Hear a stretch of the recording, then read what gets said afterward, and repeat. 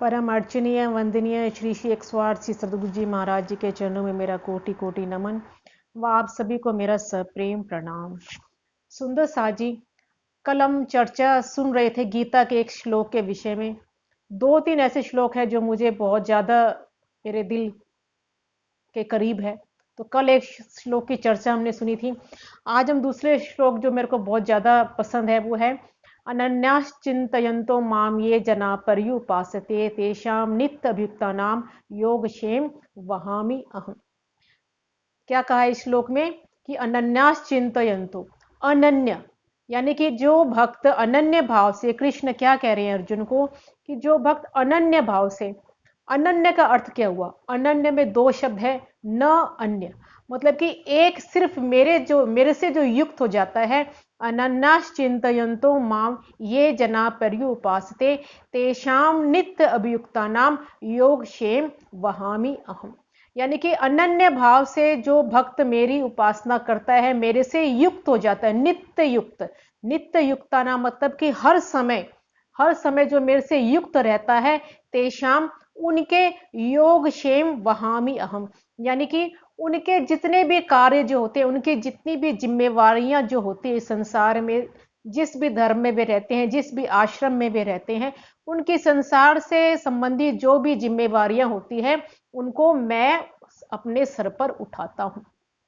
और ये बात जो है कृष्ण ने हर भक्तों के इतिहास जो अगर हम देखें तो ये बात उन्होंने प्रूव भी की है कि उनके योगक्षेम को वे स्वयं उठाते हैं। लेकिन शर्त क्या है कि जो उनसे अनन्य भाव से उनसे युक्त रहते हैं। अनन्य जो यानी कि इधर उधर नहीं भटकता, अनन्य भाव से और नित्य युक्त यानी कि जो हमेशा, जैसे हमारे गुरु महाराज कहते हैं कि काम करते रहो, नाम जपते रहो।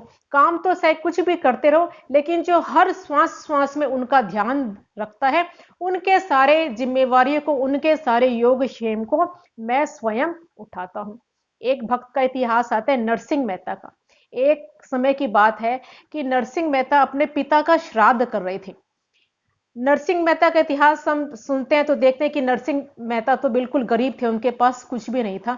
लेकिन ऐसा नहीं है, एक समय में वे बहुत बड़े धनपति हुआ करते थे, लेकिन उनको धन से कोई मोह नहीं था। वे चाहते हैं कि बस मेरे पास उतनी संपत्ति रहे जिससे कि मेरा गुजारा होता रहे। उसके बाद जितनी भी थी वो उन्होंने सब कुछ दान में दे दी थी और अपने पास कुछ भी नहीं रखा था। तो एक बार की बात है कि उनको अपने पिता का श्राद्ध करना था। पिता का श्राद्ध करना था तो घर में घी नहीं था। तो पत्नी ने कहा अपने पति को कि भाई जाओ भाई बाजार से घी ले आओ। तो वो बाजार से घी लेने चला गया। और नरसिंह मेहता ऐसे थे नित्य अभियुक्त, जैसे कि हम चर्चा कर रहे थे अभी, कि जो हमेशा हर समय अपने इष्ट से युक्त रहते थे। उनके भजनों में हमेशा एक बार शुरू हो जाते तो बस तल्लीन हो जाते थे। तो वे सुबह के समय जो है घी लेने के लिए निकले। ब्राह्मणों के लिए भोजन तैयार, पत्नी रसोई तैयार कर रही थी और घी लेने के लिए निकली। घी लेने के लिए निकले तो बाजार गए, सामान वाले के पास जब गए तो कहा घी दे दो, और घी ले लिया। और उसके बाद जब वो कहने लगा कि भाई मेरे पास तो पैसे कुछ नहीं है, तुम उधार खाते में मेरा ये घी लिख लो। तो कहा मुझे उधार खाता नहीं, मुझे पैसे नहीं चाहिए, बस मुझे आपके तो भजनों से बड़ा प्रेम है, आप भजन सुना दो मुझको तो बस मेरी तो घी की कीमत पूरी हो जाएगी वहीं पर। मुझे आपके भजनों में बड़ा आनंद आता है। तो कहा ठीक है, उनको और क्या चाहिए, उनको तो भजन में खुद को ही बड़ा आनंद, बड़ा स्वाद आता है। तो भजन सुनाना शुरू कर दिया। और उनका जैसा उनका स्वभाव था कि एक बार भजन गाना शुरू कर देते, उनसे जब युक्त हो जाते तो फिर बस उनसे अलग नहीं हो पाते थे। भजन गाना शुरू किया तो बस ऐसे खो गए, ऐसे मस्त हो गए भजन गाते गाते कि कब कितना समय निकल गया उनको पता ही नहीं चला। 3 4 5 घंटे निकल गए, लेकिन उनको ध्यान ही नहीं रहा। ये सब कुछ भूल ही गए कि घर में पिता का श्राद्ध करना है और पत्नी ने घी लेने के लिए भेजा है, घी ले जाना है, वो रसोई बनाएगी, ब्राह्मणों को भोज के लिए बुला रखा है। इस बात का उनको कुछ भी ध्यान नहीं रहा। और जब इस बात का उनको कुछ नहीं ध्यान नहीं रहा, तो जिस भगवान की भक्ति में वो इतना तन्मय है, क्या उसको इतना ज्ञान नहीं है कि मेरा भक्त मुझ में खो गया है और उसका ये काम जो है वो अधूरा रह गया है। जब हम भगवान का ध्यान करते हैं तो भगवान को क्या इतनी भी बात समझ में नहीं आती?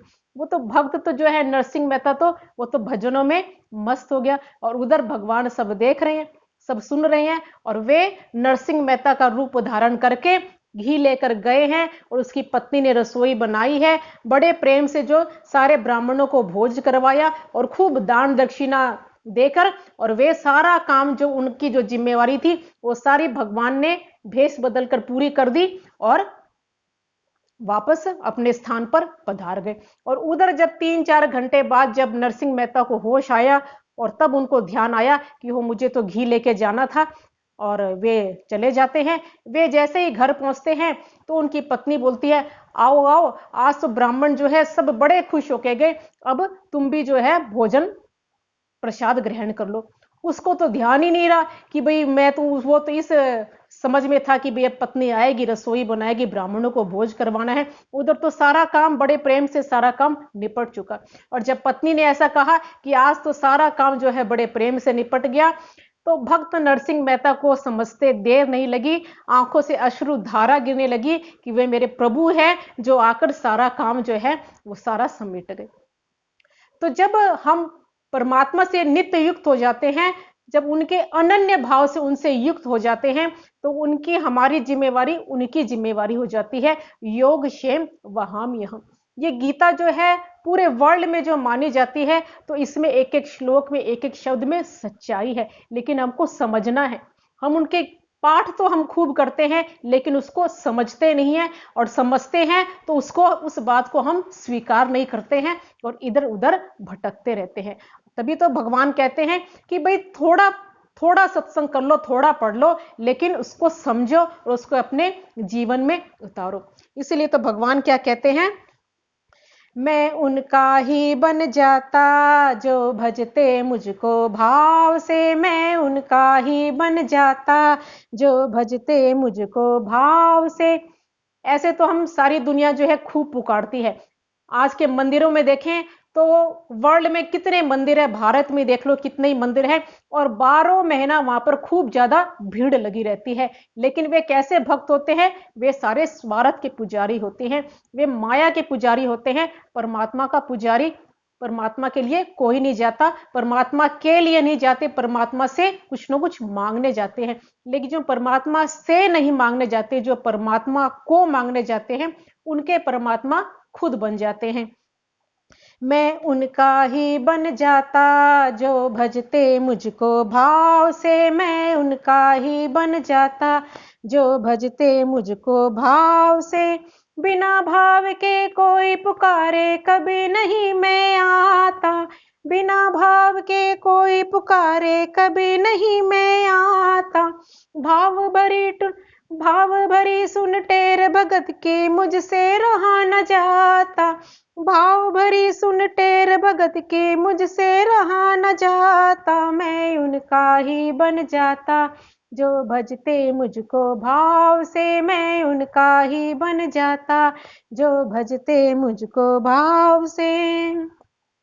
शुद्ध हृदय आनंद भाव से जो मेरा ध्यान लगाता, शुद्ध हृदय आनंद भाव से जो मेरा ध्यान लगाता, उनके सारे योग क्षेम को मैं ही स्वयं चलाता, उनके सारे योग क्षेम को मैं ही स्वयं चलाता। शुद्ध हृदय, निर्मल जिसका हृदय है, निर्मल जिसकी आत्मा है, वो जब निर्मल हृदय से हम परमात्मा को पुकारते हैं, तो वे हमारी पुकार सुनकर रह नहीं सकते, उनको आना ही पड़ता है और उनके सारे कार्य को संपन्न करना ही पड़ता है। उनके सारे योग क्षेम को मैं ही स्वयं चलाता। परमात्मा जो है वो हमारा शुद्ध हृदय देखते, हमारे भाव के भूखे हैं। लेकिन हम जो है दुनिया भर की धन चढ़ाएंगे, संपत्ति चढ़ाएंगे, सवा मनी चढ़ाएंगे, मुकुट चढ़ाएंगे, सोने के, हीरे के, चांदी के, लेकिन परमात्मा क्या कहते हैं, मुझे नहीं परवाह वस्त्र की, नहीं मैं अन धन चाहता, मुझे नहीं परवाह वस्त्र की, नहीं मैं अन धन चाहता, मैं करता स्वीकार प्रेम से जो एक पुष्प चढ़ाता, मैं करता स्वीकार प्रेम से जो एक पुष्प चढ़ाता, मैं उनका ही बन जाता जो भजते मुझको भाव से, मैं उनका ही बन जाता जो भजते मुझको भाव से। कोई नहीं है दोषी मेरा, किसी से नहीं रिसाता। ऐसे नहीं है कि परमात्मा किसी में भेदभाव रखते हैं, परमात्मा के लिए सभी समान है, न किसी से वे खुश है, न किसी से वे किसी में दोष देखते हैं। कोई नहीं है दोषी मेरा, किसी से नहीं रिसाता, लेकिन फिर भी क्या कह रहे हैं, जो करता अपमान बगर पर मुझसे रहा न जाता, जो करता अपमान भगत पर मुझसे रहा न जाता। लेकिन जो भक्त का अपमान करता है, जो भक्त की अगर कोई संकट भक्त पर आ जाता है तो वे चुप नहीं बैठ सकते, उनसे रहा नहीं जाता है। जो करता अपमान भगत पर मुझसे रहा न जाता, जो करता अपमान भगत पर मुझसे रहा न जाता, मैं उनका ही बन जाता जो भजते मुझको भाव से, मैं उनका ही बन जाता जो भजते मुझको भाव से। इसीलिए तो वाणी में भी आया है कि प्रेम से पुकारे परमात्मा को, पंत होवे कोट कलप, प्रेम पुचावे मिने पलक। हम कितने भी पोथी पढ़े ले, कितना भी दान पुण्य करें, कितना भी कुछ भी करें, लेकिन प्रेम जो है वो हमको एक पलक में जो है हम उन तक पहुंच सकते हैं। कितने रास्ते हैं, पंथ होवे कोट कलप, करोड़ों रास्ते हो सकते हैं परमात्मा तक पहुंचने के लिए, लेकिन प्रेम जो है वो एक पलक में, पंथ होवे कोट कलप, प्रेम पुचावे मिनित पलक। तो परमात्मा से प्रेम करे, उनकी भक्ति करे, भक्ति बिना मुक्ति नहीं है। बोलो श्री प्राणनाथ प्यारे की जय, सदगुरु महाराज की जय।